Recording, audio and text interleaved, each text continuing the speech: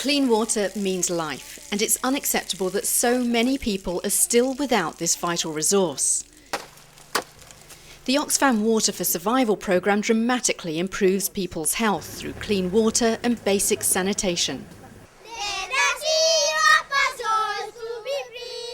In Papua New Guinea, a country of nearly 7 million people, 3/4 of the population still don't have easy access to clean water. In some cases, the source is far away. Imagine you walking again for another couple of hours just to get water to come back and bathe. Like that was the reality of most Papua New Guineans. We feel it's very hard to carry water. Yeah? In others, it's nearby, but unclean. They don't have a dam, it's just straight pipe into the water source, run down to the village. And it's not even protected. When there's a long spell of wet season, it gets clogged, it gets dirty. And with no toilets and poor sanitation, more sickness spreads. The main ones are basically malaria, diarrhea and skin infection amongst the smaller children. Sometimes they get vomiting, all this fever. The closest clinic to the village takes an hour, so when someone is very, very sick, they often carry that person and walk for about an hour or so. Oxfam can help, but the community has to be on board for solutions to last. The communities do almost all the work themselves. They're involved in digging the pipes, building the dams. They need to contribute to a small part of the cost as well. It gives local people ownership and helps them learn how the systems work. The first step is getting people to recognise the problem with a poo map. In the community map, they're indicating the churches, the houses, where they have the existing toilets. The blue marks are the coconut plantation. The red marks are just, when we walk around the bushes. They're the spots people use as toilets. Near schools, homes, they're all over. We have been using the sea and the creeks. They would use the river as their latrine and thinking that the tide would often take the waste out, but often it doesn't.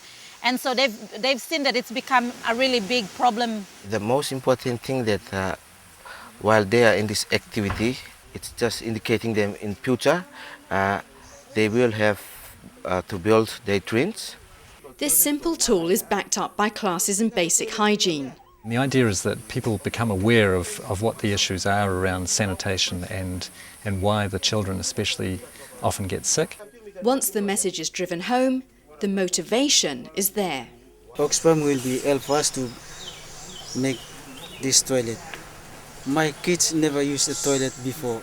Septic tanks are expensive, so we're trying to come up with techniques that are locally available, that are cheaper options so that everyone can have a toilet. Now there's funding, there's also technical support, and people know that they will have a proper toilet to use. Each community has its individual needs, and Oxfam works with local people like John Narivau, an engineer.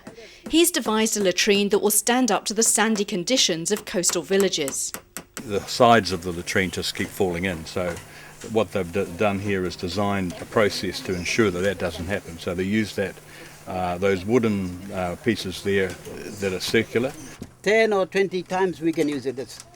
They put wire mesh around that and then they plaster around that with cement. Yes, it's done. It's ready to dig it now. And then someone climbs inside that and start digging away so that whole thing starts to go into the ground. It's quite an unusual process, but really useful in these sorts of areas. Trying his best to teach a lot of youth so that they can actually go around building similar kind of latrines. Thank you. The man is saying thank the Oxfam for this as facilitators of this project, and he's very happy, and the community too. We are very happy about the sanitation and water that we are having now. After a latrine is built for each family, the next step is getting a fresh water supply. This is Poisinami village. That's the water source.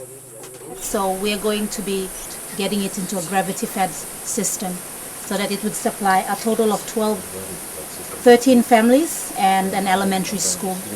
We've done the dam and the sedimentation tank and the reservoir, and then with a lid on top so that it protects the dam from animal waste, birds, pigs, all those. and then it's going to be tested from time to time to see the quality of the water. After a very heavy rainfall, the communities will be trained out to come and actually wash it out and flush it out. Clean means healthy, and it means a better life. When you first design a gravity fed and you turn on the first tap, you could see women crying, like tears of joy, like they don't have to carry buckets of water up, spending hours and hours each day. You're actually providing an essential part of, something that they really need to sustain their life. The work is progressing. We are currently working in 15 communities in central Bougainville. But there's still quite a way to go. We need to reach 10,000 people as part of this program, and there's a lot more work to do, but thank you for your support. We are very glad and happy about this program. Without the support of the New Zealand public towards Oxfam, we wouldn't be reaching out to these people in rural areas.